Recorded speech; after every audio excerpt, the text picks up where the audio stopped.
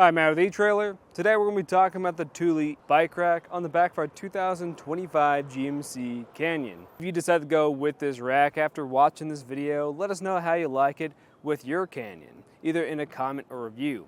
But what I really like about this rack is it's very versatile and it gives me full tailgate access with the Canyon, which is pretty rare for this truck.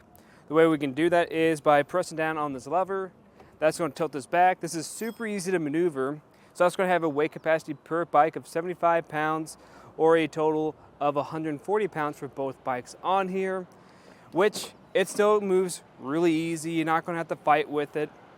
And there you have it. We have full access right here. We're pretty close to making contact with the rack. We're maybe a little bit over an inch away. Still plenty of clearance. What this is going to help you do is access anything that's in your bed, whether that be your biking gear or anything else you plan on taking with you.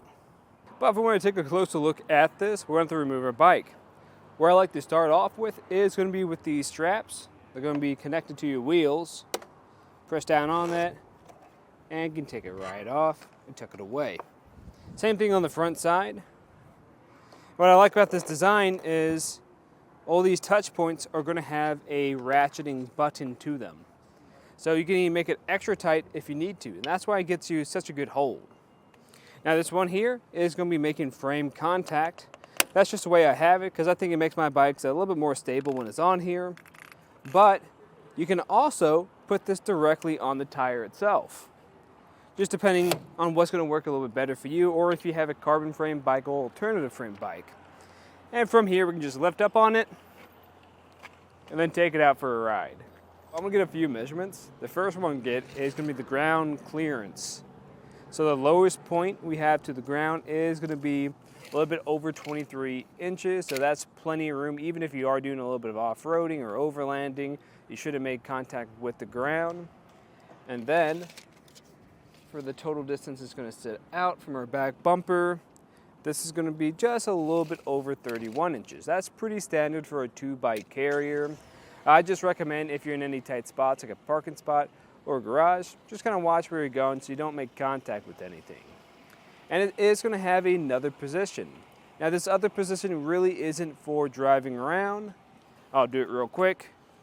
This here is mainly for storage in your garage. So you take it off, store it somewhere, because if you're folding it up in this position, nothing's really holding it down, and it's really not saving you any space on the road. Another reason why you probably want to keep it down is because it's going to block less. So, if you look back here, we're not going to be blocking your backup camera. We'll be partially obstructing the license plate just a little bit. If there's a taller vehicle behind you, they'll be able to see it, and then your taillights and your back window won't be obstructed. And the way this is going to install is we're going to have an 1.25 inch shank that goes into your receiver. Now, this can work with your 2-inch or your 1.25 inch receivers. It can work with your 1.25 inch receivers because this is just that shank, and we have this 2-inch sleeve adapter on there that allows it to fit into our 2-inch receiver.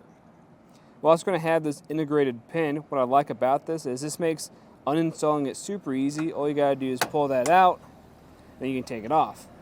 But there's another step to that, and that's if you go to the back of here.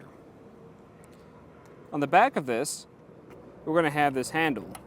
This handle is going to have a lock core on it, so it's going to have that extra security, but you can also loosen this up so you don't need any tools to use this anti-rattle device.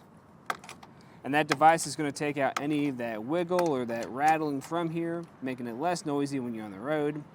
And then from here, all we got to do is pull on that hook and then take it out, just like that. And from here, all you gotta do is press a button on the inside of this, fold up that shank, grab your handle, and then you can wheel it around and store it somewhere in your garage. So it really doesn't take up that much space either. And of course, if you guys have any more questions, please let us know here at eTrailer. But again, I'm Matt, and thanks for watching.